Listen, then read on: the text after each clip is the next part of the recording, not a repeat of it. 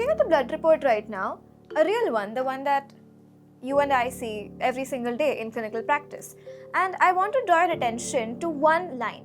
Ferritin, 15 nanograms per milliliter. The lab has printed a reference range next to it saying 12 to 150. And based on that range, this result has been classified as normal. So the doctor looks at the report, looks at the patient and says, your iron is fine, nothing to worry about. But this patient is exhausted. She hasn't had a good night's sleep in months. And not because she can't fall asleep, but because she wakes up feeling as if she didn't sleep at all. She's losing her hair. And not the kind of hair loss that you see comes out in clumps. No, it's very slow, diffused thinning. And one day you suddenly see that, hey, my ponytail is so thin today. The thickness is fully gone. She's anxious. Not about anything specific, but just a low-grade hum of this unease, discomfort that she cannot shake off. She's been to 3 doctors so far. Every one of them ran blood tests. Every one of them said, everything looks fine. Here's the question that we train every iCFN student to ask. Fine as compared to what? It's derived from a population that walks into a path lab to get tested, and think about who that population really is. These are not the healthy people going in for fun. These are the people who already have symptoms, who have been referred by a doctor because something is wrong. The reference range is calculated from their results, which means that the range represents quite literally average of the sick. So when the lab tells you that 12 to 150 is normal, what they're really saying is that compared to a population of already unwell people who recently got tested, your patient falls within the expected distribution. That is a statistical statement. It's not a clinical statement of health at all.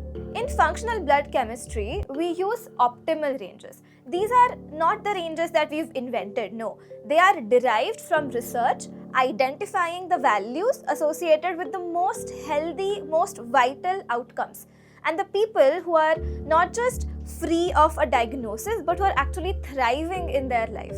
And for ferritin, that value is 70 to 100 nanograms milliliter, not 12 to 150, 70 to 100. This patient at 15 is not normal. She's in a state of chronic iron depletion.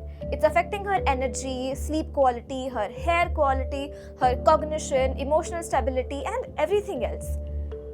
Nobody has connected these dots for her so far because every lab report says normal. Now I want to take this one step further. Because in the iCFN course, which I also teach, we don't just teach you to read one marker separately. We teach you to see how these markers talk to each other. Ferritin at 15 doesn't mean that iron is low. It means that we need to ask, why is the iron low? Is she not eating enough iron-rich food? Possible, but not enough to explain a level which is this low by itself. Is she absorbing the iron properly? If her gut lining is compromised, if she has low stomach acid, if she has gut dysbiosis, iron absorption drops dramatically and regardless of the dietary intake. Is she losing iron? Heavy menstrual cycles are one of the most common reasons why iron depletion happens in premenopausal women. And it's honestly staggering how this is rarely featured into the clinical picture. Is there chronic inflammation consuming the iron? Because I'm sure you know that whenever body detects infection or even inflammation, it pulls the iron out of the circulation and sequesters it in storage as a defense mechanism. The ferritin can look adequate or even higher, whereas usable iron is completely locked away. So a single ferritin value opens about 4 clinical investigation doors, and that is just one marker. In iCFN course, we teach you to read over 55 biomarkers this way, and not in isolation, but as a whole system. Each marker is a data point, but the clinical insight is in the pattern. Let's say the iron is low, But the relationship between ferritin and CRP will tell you whether it's genuinely low or is it being hidden by inflammation. The relationship between B12 and homocysteine will tell you whether methylation is functional or not. The relationship between fasting glucose and fasting insulin tells you whether the metabolic trouble is brewing some 20 years before actual diabetes appears on the paper. And none of these patterns will be visible to you if you're reading the markers against the population reference ranges. And that's the difference between reading a blood report and interpreting one. Reading is very mechanical. You look at the number, you look at the range, and that's it, you're done. Interpreting is a clinical thinking. You look at the number, you ask what it means in the context, you ask what it connects to, you form a hypothesis around it about what's actually happening in the patient's body. The first one takes about 30 seconds, second one takes years of training. And that training is what iCFN course is actually built to provide. Now I'll tell you something that I hear from almost every student in the first couple of weeks of functional blood chemistry module. They say that I'm looking at my own blood reports right now and I'm realizing that half the things which I thought were fine are actually not. They're terribly off.